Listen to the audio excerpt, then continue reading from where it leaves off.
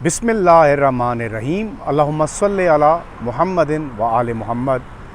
अमरीकी सदर Donald Trump 28वीं मरतबा ये कह चुके हैं कि पाकिस्तान और भारत के दरमियान सीज़ फायर का क्रेडिट उनको जाता है। और भारतीय लोकसभा में होने वाले जो इजलास में जो स्पीचेज़ हैं, जो तकरीरें हैं, जो स्टेटमेंट्स हैं, वो आप सब ने सुन ली होंगी। और अब आपको शायद मेरे ख़ास तौर पर इंडियन फ्रेंड्स जो हैं उनको ये यकीन आ चुका होगा कि नासिर काज़मी जो मुसलसल बातें आपको बताता रहा है पिछले 4 माह के दौरान, वो सारी सच साबित हुई हैं। और वो सारी सच इस वजह से साबित हुई हैं कि जब मैं आपसे ये बातें करता था तो आपको लगता था कि शायद मैं कोई बायस्ड नैरेटिव दे रहा हूँ पाकिस्तान की गवर्नमेंट का या पाकिस्तान की तरफ से। अब जो भारतीय लोकसभा में जो स्पीचेस हुई हैं और जिन जिन लोगों ने ये तकरीरें की हैं और जो स्टेटमेंट्स इन लोगों के सामने आई हैं, उनको आप पाकिस्तानी कहेंगे, आप उनको पाकिस्तान का कहेंगे कि वो पाकिस्तानी है और जो कुछ कह रहे हैं वो पाकिस्तान की अक्कासी करता है। भारतीय अपोजिशन लीडर जो लोकसभा में भारत के अपोजिशन लीडर हैं राहुल गांधी साहब, यकीन करें उनकी जो स्टेटमेंट्स हैं ना, वो सुन के दिल जो है वो गार्डन हो गया है। यानी मुझे ये तासर मिला है कि इंडिया में ऐसा नहीं है कि लोग एक मखसूस नज़रिए को ही लेकर के आगे चलते हैं। सच बोलने की भी बहुत सारी गुंजाइश बाकी है। जो शायद हिंदुत्वा मोदी सरकार ने गुज़िश्ता 10 सालों के दौरान भारत से ख़त्म करने की पूरी कोशिश की, लेकिन वो सच आज भी कायम है। तो राहुल गांधी साहब की जो बातें हैं, यकीन करें आपने बहुत दफ़ा सुनी होंगी जो कल उन्होंने बातें की हैं। उन्होंने कल जो बातें लोकसभा में की वो तो अपनी जगह पे, आज फिर भी वो बस ही नहीं कर रहे। उन्होंने आज फिर कुछ स्टेटमेंट्स दे दिए हैं और उनका ये कहना है कि अगर डोनाल्ड ट्रंप साहब बारहा ये क्रेडिट ले रहे हैं कि पाकिस्तान और भारत के दरमियान जंगबंदी उन्होंने करवाई, तो नरेंद्र मोदी इस पर खामोश क्यों हैं? अगर दम है तो सच बोल कर दिखाओ। कल उन्होंने बहुत वाज़ेह अंदाज में ये बात की है कि अगर नरेंद्र मोदी साहब के अंदर इतनी दम है, फिर उन्होंने गांधी साहब के, इंदिरा गांधी साहब की तरफ इशारा करते हुए कहा कि उनके मुकाबले में अगर 50% भी दम है नरेंद्र मोदी साहब के अंदर, तो वो ये सच बोल कर दिखाएँ।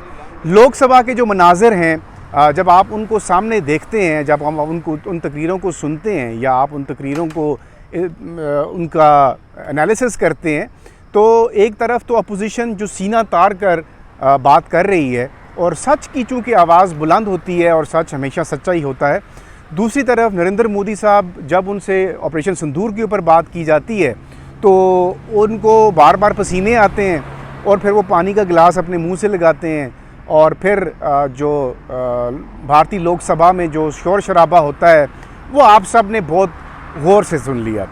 आज राहुल गांधी साहब ने एक स्टेप फॉरवर्ड गए हैं और उन्होंने ये वजह बता दी है कि वो ये खामोशी क्यों इख्तियार किए हुए हैं। एक तो उनके अंदर सच बोलने की हिम्मत नहीं है नरेंद्र मोदी साहब के अंदर, जो भारत के वज़ीर आज़म हैं। दूसरा, जो इस वक्त टैरिफ की तलवार उनके सर पर लटक रही है, उसके लिए उनको खामोशी इख्तियार करना पड़ रही है, क्योंकि डोनाल्ड ट्रंप सुबह उठते हैं डोनाल्ड ट्रंप, शाम दोपहर होती है डोनाल्ड ट्रंप, रात होती है डोनाल्ड ट्रंप। यानी लगता ऐसे है कि किसी डॉक्टर ने वो प्रिस्क्रिप्शन लिख कर दी है कि ये पैनाडॉल आपने सुबह दोपहर शाम खानी है। तो इसी तरह डोनाल्ड ट्रंप साहब ने भी वो जो दवाई है जो वो नरेंद्र मोदी को फक्की देते हैं, वो भी 3 टाइम की है, सुबह दोपहर शाम।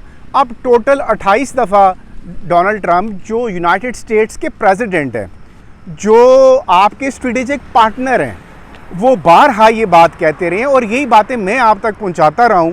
तो उस वक्त मेरे जो इंडियन फ्रेंड्स थे, साथी थे, वो नाराज़ होते थे अपने कमेंट्स में कि जी आप झूठ बोलते हैं, उन्होंने ये कब कहा है। अब राफेल तैयारों का भी जिक्र मैंने तो जितना करना था मैंने किया अपने वीलॉग्स के थ्रू। फिर डोनाल्ड ट्रंप साहब ने जब जिक्र किया, मैंने वो बात भी आपको बताई। फिर जो जंग का क्रेडिट वो लेते रहे हैं सीज़ फायर का 28 दफ़ा, वो भी मैंने आपको बताया। तो अब जब ये लोकसभा में जितने भी आपके इंडियन पार्लियामेंटेरियंस हैं, वो जब ये बात कर रहे हैं, तो अब तो सच मान लें ना अब तो आपको ये समझ आ जानी चाहिए कि जो कुछ जो दुनिया के सामने जो चीज़ें आई हैं वो हकीकत पर मबनी हैं। हमारे यहाँ भी एक इस किस्म का तबका है मैं ना मानूँ वाला। उनको आप कहेंगे ये दिन है तो वो कहेंगे नहीं रात है, रात कहेंगे तो नहीं दिन है। तो वो मतलब मैं ना मानूँ वाली पॉलिसी से अब बहुत बात आगे चली जा चुकी है। बहरहाल राहुल गांधी साहब ने दूध को दूध और पानी को पानी करके रख दिया है। सिर्फ वही उसमें शामिल नहीं है। अब वो ये कहते हैं, आज जो उनकी ताज़ा तरीन स्टेटमेंट अब थोड़ी देर पहले जो उन्होंने दी है उसमें वो ये बात कर रहे हैं राहुल गांधी साहब कि जो टैरिफ का खौफ है, जो 25% टैरिफ की धमकी डोनाल्ड ट्रंप ने दी हुई है और जो इंडियन मसनूआत हैं उनको भी 25% की धमकी मिली हुई है।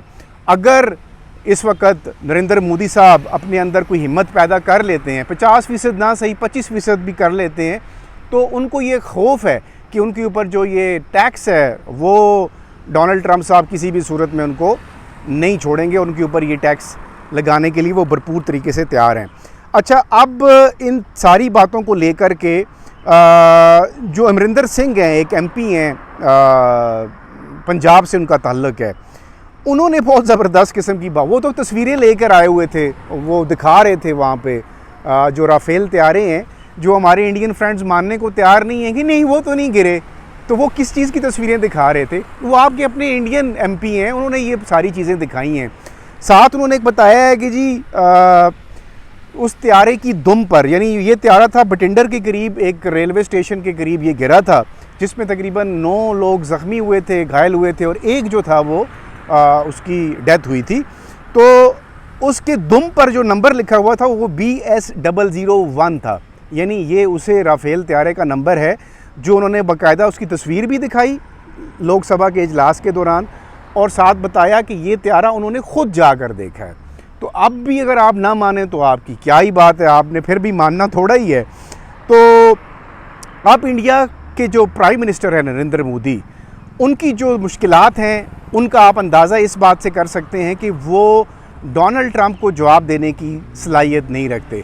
और इस वक्त ऑपरेशन सिंदूर को लेकर के जो भारतीय लोकसभा में, जो भारतीय पार्लियामेंट में जो डिबेट हुई है, अब वो डिबेट अगर आपने लाइव टेलीविज़न स्क्रीन पर सुनी है तो उससे आपको तमाम चीज़ों, तमाम हक़ाइक़ से पर्दा जो है वो चाक हो गया। अगर किसी को 1% भी गैर यकीनी सूरत हाल में जो लोग थे, अब उनको वो यकीन आ जाना चाहिए।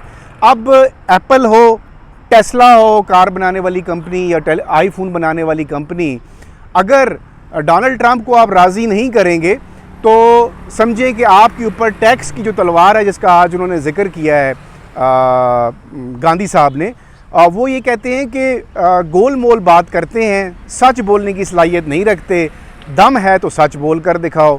फिर उनकी जो सिस्टर हैं प्रियंका गांधी, वो भी यही बात करती हैं।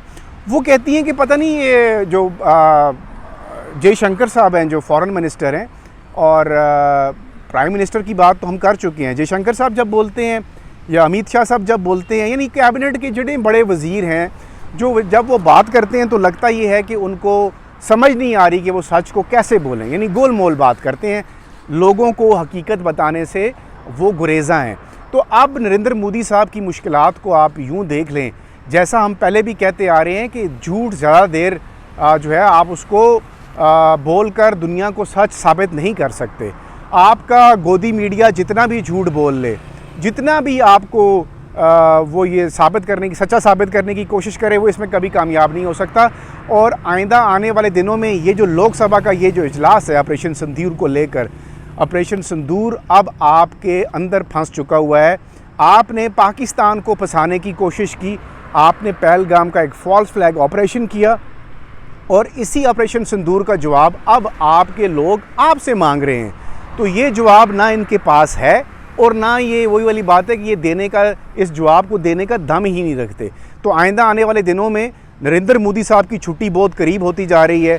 और बिहार के इलेक्शंस का मैं बारहा जिक्र करता हूँ, देखिए कोई भी इलेक्शंस जो होते हैं वो जो अवामी उमंगें होती हैं, जो अवाम का माइंडसेट होता है, उसको बाकायदा तौर पर वो पोर्ट्रे करते हैं। और जो बिहार के इलेक्शंस हैं उनमें आपको ये पता चल जाएगा, पता जाएगा बल्कि, कि नरेंद्र मोदी साहब अपनी क्रेडिबिलिटी, जो पॉलिटिकल सियासी साख है, उसको वो खो चुके हुए हैं। और उस सियासी साख को बचाने के लिए एक झूठ को छुपाने के लिए वो 100 झूठ बोलते हैं और फिर उनको उन 100 झूठों का जवाब डोनाल्ड ट्रंप साहब अमेरिका में बैठकर देते हैं और फिर जो अपोजिशन है वो नरेंद्र मोदी साहब का मजाक उड़ाती है।